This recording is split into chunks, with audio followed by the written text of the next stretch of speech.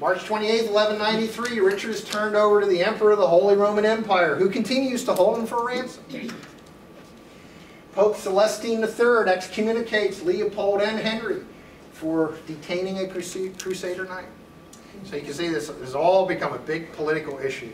Here's the most famous warrior in the history of the Crusades being held by Western Christian forces, and the Pope excommunicates. Now, I should have mentioned this earlier because I didn't. Richard pretty much bankrupted England in order to go on this crusade. So there's not a lot of, bucks back in England to get him out of this ransom thing.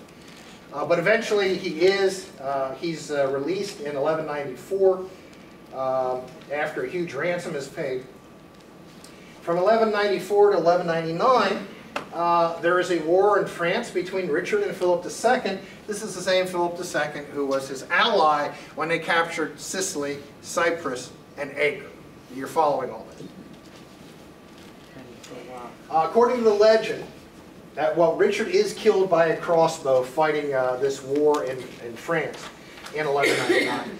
According to the legend, you can take this for what you wish, he thinks he was, he shot from a French crossbow. And they capture the guy who shot him, and they bring him to the king, and it turns out he's a boy, he's like a teenager or something. And Richard's lying there dying.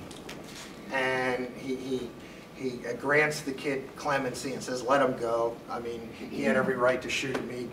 To him, I'm the enemy. And so then Richard dies, and it's the end of the Lionheart. Like 30 seconds after he died, his lieutenants take this kid and flay him alive, and he's gone. But supposedly the Lionheart wanted to grant him that. One thing that has been said about Richard in the past, Richard was, this is not necessarily my opinion, this is historical opinion, said Richard was a rotten king, he was a rotten husband, and he was a really rotten son, but he was the greatest warrior of the Middle Ages. Great general. So, okay. Good brother. Good brother. So the Lionheart, born in 1157, third son of King Henry II of England. His mother is Ellen of Aquitaine. Takes the cross in 1187, along with Philip II of France and Barbarossa. He becomes King of England in 1189. He conquers Sicily and Cyprus on his way to the Holy Lands because somebody dissed his sister. He won significant battles at Acre, Arsuf, Jaffa, and Ascalon. Oh, that was also part of the truce with Saladin.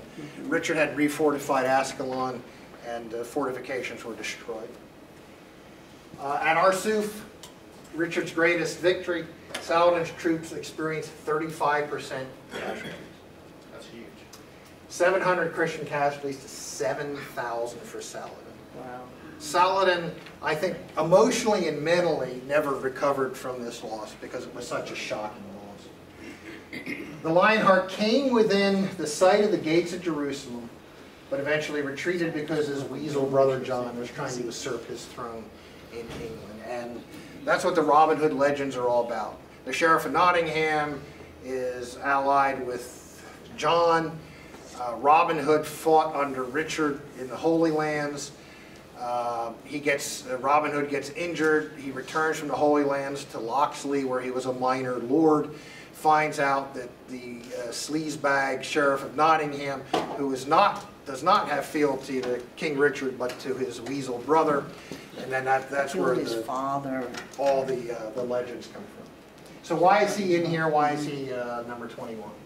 He is in here because, like Charles Martel several hundred years before him, he proved that the march of Islam could be halted, and that even the greatest of all the Muslim warriors could be defeated decisively in battle. So why is that in there? There are 3 people in this course, in the 25, that I included because at least partially, it may not have been the whole reason, but partially because they defeated enemies of Christendom that could have destroyed Christianity. What you would call existential enemies of Christianity. Existential with a small e. I'm not talking about John Paul Sartre and Jean Cocteau. Charles Martel is included because the Muslims got all the way into central France. Martel defeated them in the Battle of Tours. The Lionheart is in here because he defeated the greatest of the Muslim warriors and the guy who had created a caliphate in the Middle East. And that was an away game too. Yeah. Good point. Saladin's fighting on his own territory. Martel did it was a home game. But Richard was an away game. Good point. And then the third that I included in here, the other existential enemy of Christianity, at least according to my view when I was writing this course, and I remember if you came up with your own list, you might have a different list, but it was communism.